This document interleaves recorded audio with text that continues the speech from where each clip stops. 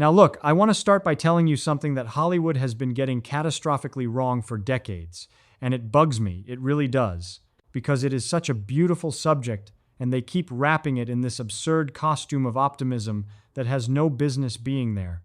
The movies show you a spaceship, and they show you stars stretching into long white lines as the captain punches some lever and everybody zooms off to another galaxy before dinner.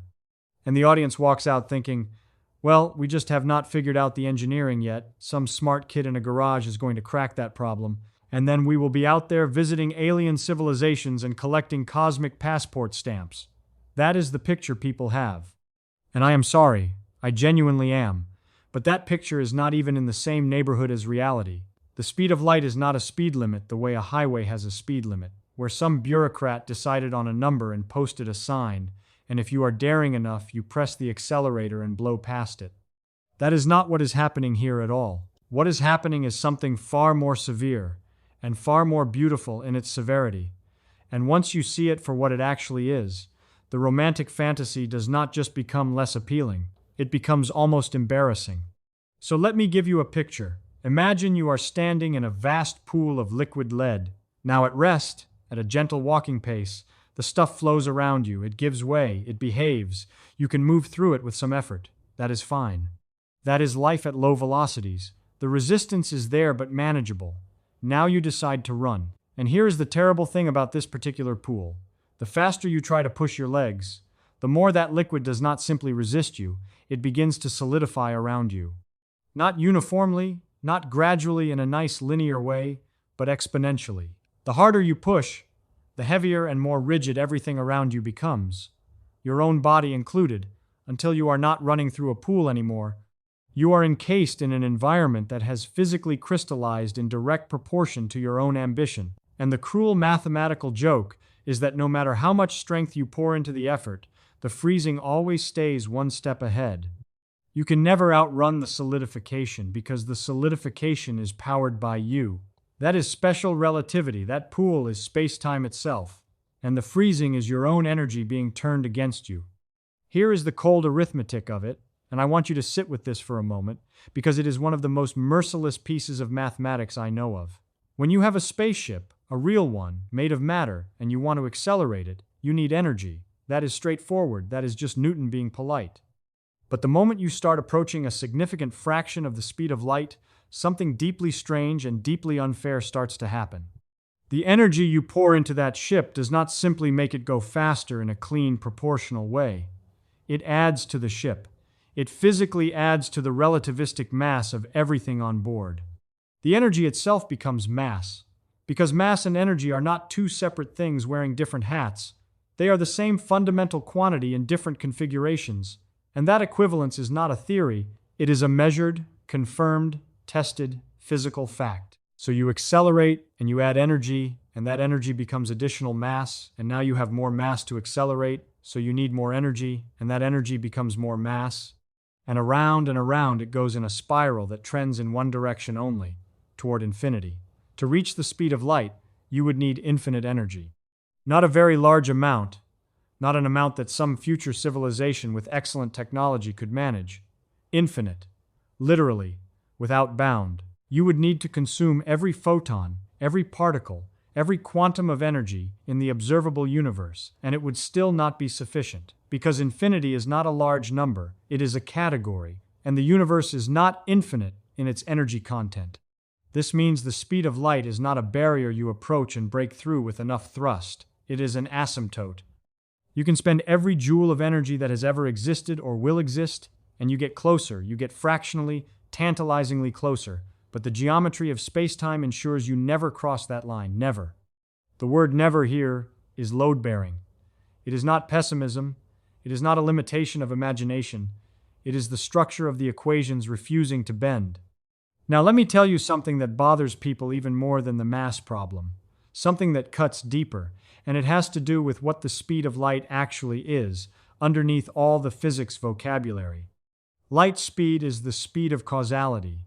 It is the speed at which one piece of reality can notify another piece of reality that something happened. When atom A does something, atom B cannot know about it until enough time has passed for that information to travel from A to B, and the fastest that information can travel is the speed of light. Not because of some engineering limitation in how atoms send signals, because that is the rate at which cause produces effect in this universe. It is the clock speed of reality. Now take that fact and look up at the night sky. That light arriving in your eye from a distant star did not leave that star tonight. It left that star centuries ago, or thousands of years ago, or in the case of the most distant objects we can see, billions of years ago. You are not looking at the universe. You are looking at a record of the universe. A fossil, a long-dead signal that has been traveling toward you for a span of time that makes all of human history look like a rounding error. And here is what makes that genuinely unsettling.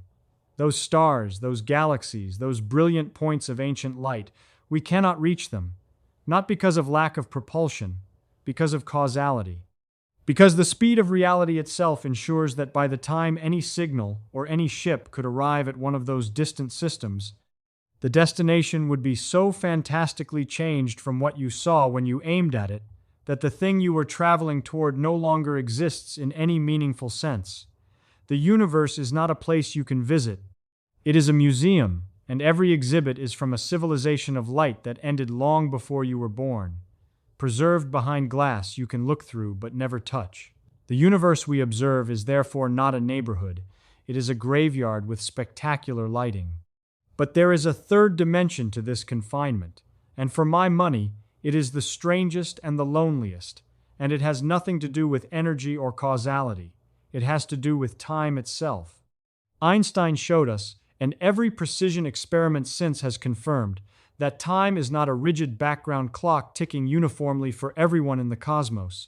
Time is a physical thing, and it stretches. It bends. It runs at different rates depending on how fast you are moving through space. The faster you move through space, the slower you move through time, and this trade-off is not an illusion. It is not a perceptual trick. It is not something that only appears to happen to outside observers while you experience reality normally. Your biological clock, your atoms, your cellular chemistry, the electrochemical signals in your brain that constitute your thoughts, all of it slows down relative to everything that is not moving with you. So now suppose we had a ship that could travel at 99% of the speed of light. Suppose we solved the energy problem by some mechanism I cannot even speculate about. You climb in, you travel to a star that is a handful of light years away by your measurements. You spend a few years on this journey. You age a few years. Your hair grows a few inches, and you arrive. But when you turn around and look back at Earth, you discover that decades have passed, maybe centuries. Everyone you knew is gone. The history you were part of has continued without you and sealed over the hole you left behind. You cannot go back, not because the ship cannot reverse direction, it can, but because the years that passed on Earth while you were traveling at relativistic speed are gone. They are in the irreversible past, and no amount of travel in any direction retrieves them. You are permanently orphaned from your own history. The universe has exacted from you not just the energy cost of relativistic travel, but a temporal cost, a cost measured in the lives of everyone you loved and the civilization that made you. This is not a science fiction scenario. This is what the equations describe.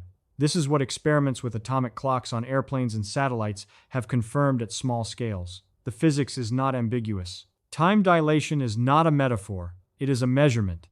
So the speed of light traps you in three compounding ways. It demands infinite energy to reach. It ensures that the universe you see is already dead by the time the light arrives. And it threatens to sever you permanently from your own timeline if you approach it even modestly. That is the prison.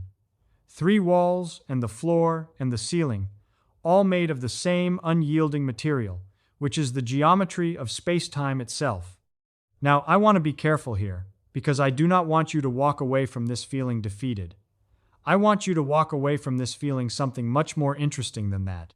The fact that we can know this, that we can sit here on this small, warm rock orbiting an unremarkable star in the outer arm of a galaxy among hundreds of billions of galaxies, and we can work out the geometry of space-time with pencil and paper, with clocks and lasers and careful patient measurement, and arrive at equations that describe the absolute structure of causality itself. That is not depressing. That is one of the most astonishing achievements conscious matter has ever managed. The speed of light is not a failure of our imagination or our ambition. It is the universe showing you its bones, and the bones are beautiful. They are mathematically precise and they are consistent, and they do not require you to believe anything on faith. They require you to measure, and when you measure, they hold. Every time, everywhere. At every scale. The same constant, the same geometry, the same merciless and magnificent architecture of cause and effect. Our present moment, this shared locality we inhabit together, this thin slice of now that we actually experience in common with one another, is a genuinely rare and physically precious thing. The causal structure of the universe means that most of what exists is permanently beyond our reach, sealed away behind light travel times and relativistic barriers that no technology dismantles.